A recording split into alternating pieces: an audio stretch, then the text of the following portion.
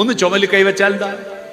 ഏത് ഗുരുത്തം കെട്ട മക്കളും എത്ര പ്രായമുള്ളായാലും നിങ്ങളെ മുമ്പിൽ നിങ്ങളെ സ്നേഹിക്കാൻ ഒരു മന്ത്രം പറഞ്ഞു, ഒരു മർമ്മം പറഞ്ഞിട്ട് ഞാൻ കുപ്പായത്തിനുള്ളിൽ കൈയിട്ടിട്ട് പുറത്ത് ചൊറിഞ്ഞു കൊടുത്താൽ മതി.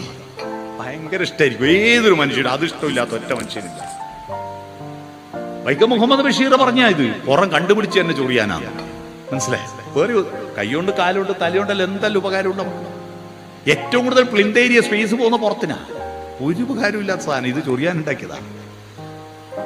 അതുകൊണ്ട് തൊടുക, മക്കളെ തൊടുക. നിങ്ങളുടെ അച്ഛനമ്മമാരെയും തൊടണം. അവർക്ക് ഭക്ഷണവും വസ്ത്രവും പാർപ്പിടവും മരുന്നും കൊടുത്താൽ പോരാ, അവരെ തൊടണം. നിങ്ങൾ ഭാര്യ ഭർത്താക്കന്മാര് ജീവിച്ചിരിക്കുന്നുണ്ട്, പരസ്പരം തൊടണം. ബെഡ്റൂമിലല്ല, ഓപ്പണായിട്ട് മക്കളുടെ മുമ്പിൽ അടുത്തിരുന്ന് വർത്തമാനം പറഞ്ഞാൽ എന്താ?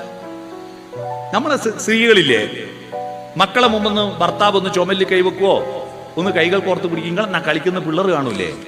ഇതെന്താ ആലക്കത്തെ പെണ്ണുങ്ങളിയാ? സ്വന്തം ഭാര്യയല്ലേ? പിള്ളേർ കണ്ടാൽ ഒന്ന് പ്രേമിക്കുന്നു. പ്രേമം എന്ന് പറഞ്ഞാൽ കല്യാണം വരെ അല്ല, മരണം വരെ വികസിക്കേണ്ടതാ. സബലമീ യാത്ര എന്ന കവിത പഠിച്ചിട്ടില്ലേ നമ്മള്?